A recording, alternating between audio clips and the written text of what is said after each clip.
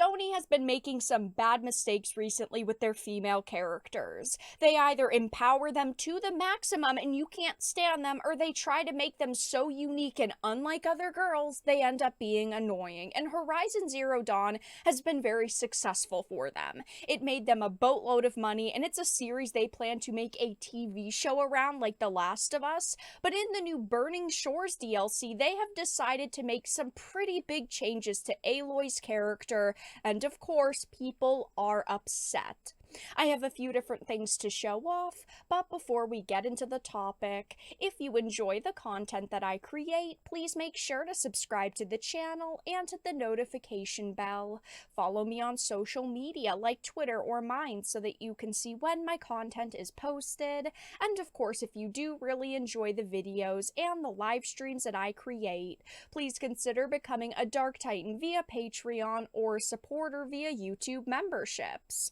So, this is the Metacritic page. As you can see, things are not going very good for them. Horizon Forbidden West Burning Shores only just released in the past week, and it is already being review bombed. People are upset over it. Now, I do have quite a few different articles to reference, but let's start off with this Bounding into Comics one. New Burning Shores DLC confirms Aloy is attracted to women. As has become almost laughably predictable with Sony games in recent years, a new DLC story for West has confirmed that series protagonist Aloy is sexually attracted to the fairer sex. Now, I have to talk about Sony a lot on this channel, typically because they're making moves that consumers don't like. I have to talk a lot about things like censorship. Unfortunately, they cram it into their games. They don't care what developers feel. They don't care if they're actually ruining a game or killing a game. They just really only care that it's appropriate, or what they deem appropriate. It says released by developer Guerrilla Games on April 19th, the Burning Shores expansion picks up an unspecified amount of time after the conclusion of the main game and finds her tasked with making her way to the Burning Shores, the current name for the city of ruins that was once known as Los Angeles. And this has caused people to make massive jokes. Of course, as soon as Aloy goes to Los Angeles, her character completely changes. It says, though, striking a deal that will see her help Seika take down a Zenith defense tower in exchange for the latter's help in navigating the region, the two young women quickly set out to help each other and help themselves. And, of course, as you could imagine, throughout the expansion, and it happens relatively quickly, they form this relationship. Now, a major problem with Sony right now are their female characters. These characters are really only tools to push their agendas. Look at their exclusives, okay? The Last of Us, Ellie was a teenage girl in the first. She had a great friendship and relationship with Joel. Then bam, in the DLC Left Behind, they decided to push this idea that she was a lesbian. And then in the second game, she had Dina as her girlfriend, which wasn't a problem that I personally had, but the issue was the fact that they killed off the only important male character just to make way for all of the females they decided to cram into this story. Then you've got something like Returnal, which doesn't touch on sexuality, but the lead character is a middle-aged woman, and journalists latched onto this saying, I'm glad she's not a sexy, young, wise female character.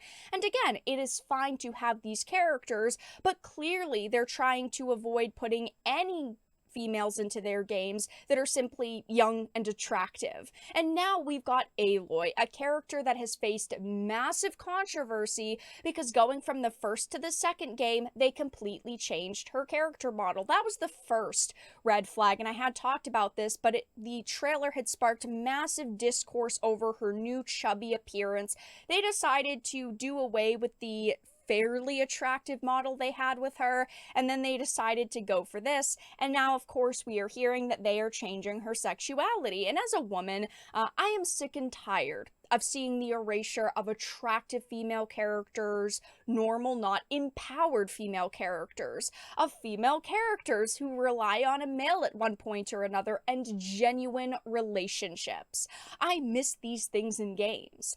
Every female character now is only created to push a narrative or an angle. They're made less attractive to avoid the male gaze. They push men away so they can be empowered all on their own, and that's sad to me.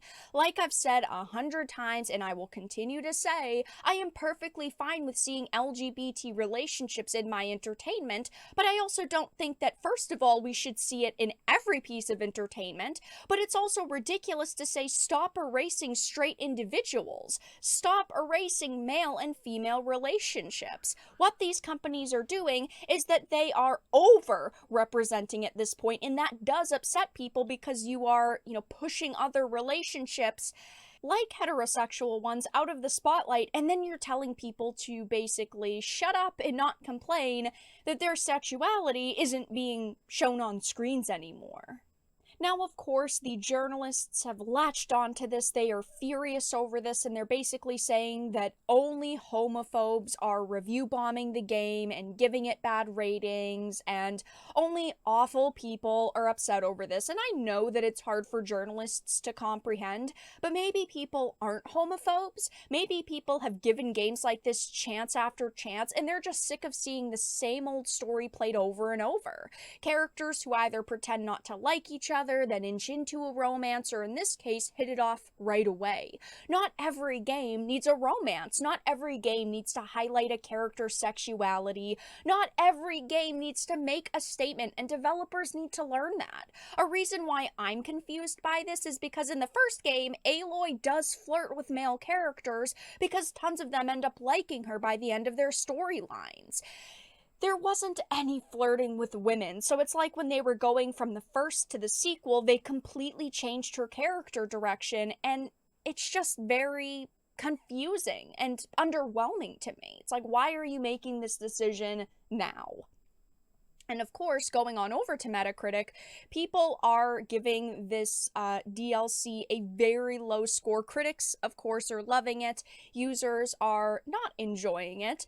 And it's currently sitting at 1,485 ratings, and it's sitting at a 3.9. And I just want to say that it was actually down to a 3.2. But it shot up to a 3.9 very quickly, and if you look at the positive reviews, it just looks like a lot of people, oops, right there, a 4.0. It seems like a lot of people are trying to, reverse review bomb it, or positive review bomb it, and they're basically saying, screw the haters, I'm gonna leave good reviews. So if you actually start sorting through all of these ratings, there's really not a lot of genuine positive ones. But going to the negative ones, let's read just a few. I am disappointed and am no longer excited for any upcoming content for the game. So boring, nothing special about it. This DLC doesn't add anything to the main story, it's just a new DLC for agenda. While another one bites the dust, the first game was rather nice and I had liked it very much, not so much the second game, which had almost the same concept but with a horrible story and bland characters. The DLC tops this and brings in politics and propaganda, trying to compensate for the quality, and the content with it absolutely lacking. People saying things like, sadly a weak add-on. There are practically novels here from people carefully dissecting the story. I mean, we are sitting here scrolling through a lot of these negative reviews, and honestly, most of them don't even mention the relationship. Most of them don't mention the direction they took Aloy's character, and people are simply upset with the not very balanced gameplay, the bland and mediocre story overall, and people are just saying, they did not capture the magic that the first game captured. They were unable to replicate it going into the sequel, and of course the DLC. I liked the first Horizon Zero Dawn game. It was very solid in my opinion, and the second game was okay. It didn't blow me away, it didn't wow me, it was just all right. I can't say that I loved it, but I didn't hate it, and I haven't gotten a chance to play this DLC yet, but I am questioning the decisions that they're making, like a lot of other people, and as you can see, the user score is pretty low currently, sitting at a 4.0, and I have a feeling it's going to stay right around this and it's not going to go much higher. But that's all that I really had to discuss in this video. Let everyone know your thoughts in the comment section down below. If you enjoyed this and of course found it important and informative, please make sure to give it a like, share it, and subscribe to the channel. And of course, if you didn't, make sure to give it a dislike. I appreciate your support either way, but I will talk to you all again in the next video really soon.